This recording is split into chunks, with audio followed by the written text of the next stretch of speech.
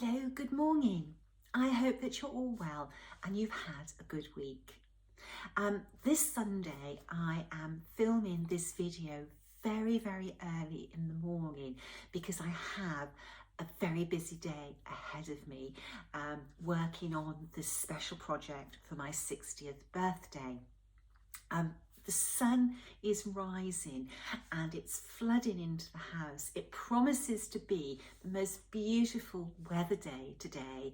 One of those sort of very cold but crisp and sunny winter days. Those sort of days, they're so precious because they occur so rarely in the winter.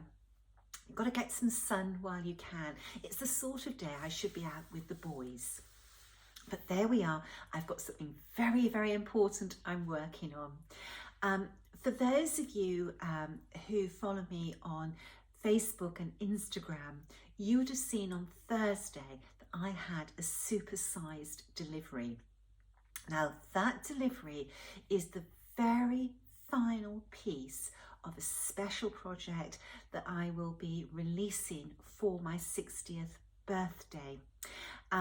Because of that delivery, I'm having to film this video in this little nook of my drawing room.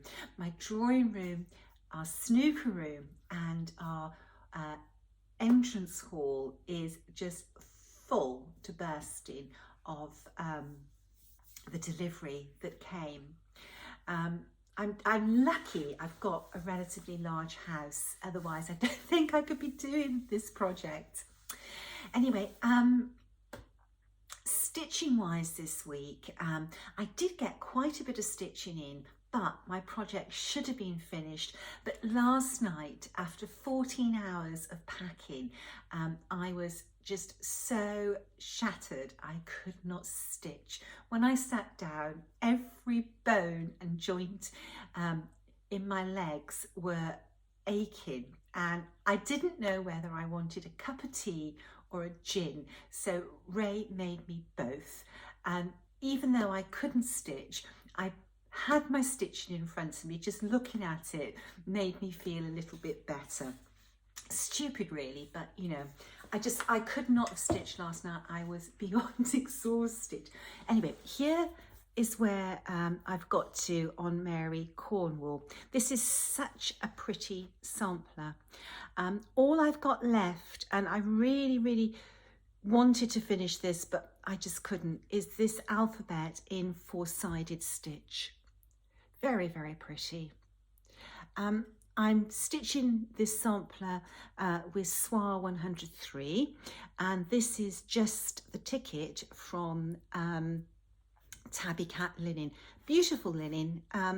If you don't like grungy linen, this is a good choice to go to because of the the colour is the sort of colour you see on linen that is aging, but aging cleanly. Very nice. A red sampler. They're precious.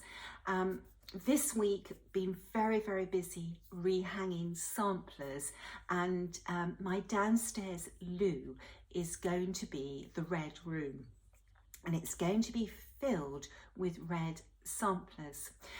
We've started to hang samplers on the smallest wall of the room, and I posted a photograph of this on my social media in the week of Gary just hanging the final sampler on this particular wall. Gary is so patient. We've rehung over 120 samplers this week, but there are an awful lot more to go.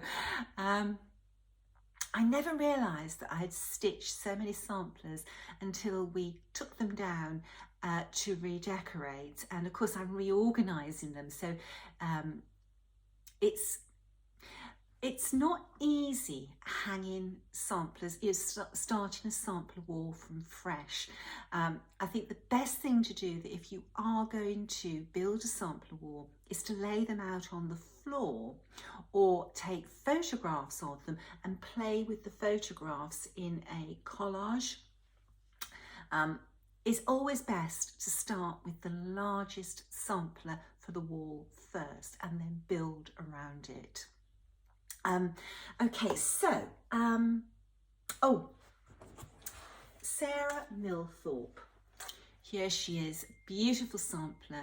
Now this sampler formed part of my presentation at the Attic Needleworks Sampler Symposium.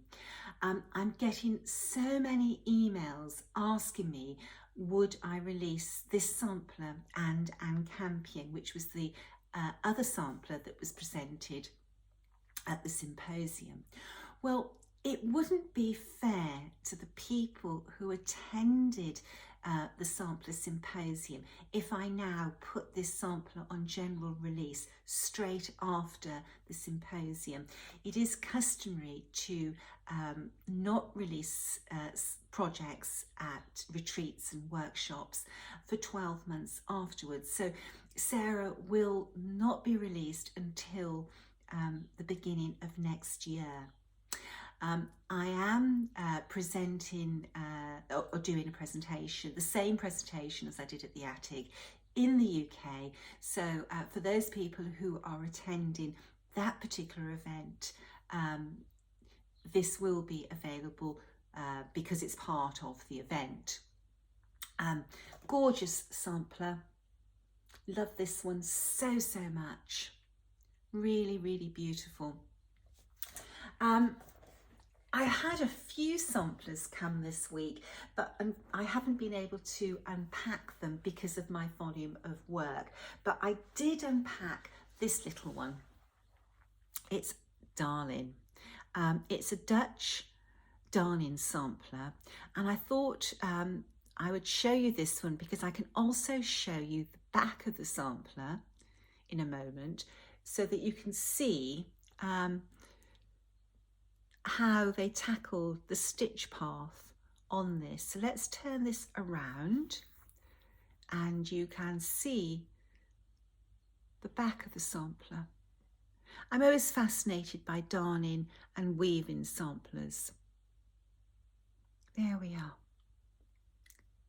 You see from the back of the sampler, you can even see the path they took for working their cross stitches. The back of a sampler is so interesting. This is a little one that I plan to reproduce. Really, really pretty. Okay, so it's a very, very quick floss tube this morning. I've got two friends coming in to help me today with assembling and packing. I'm so excited to show you this project. It's absolutely killing me keeping it secret, but of course part of the fun of it for you is the surprise. Okay, right, packing, here I come. Until next week, stay well, stay safe, bye-bye.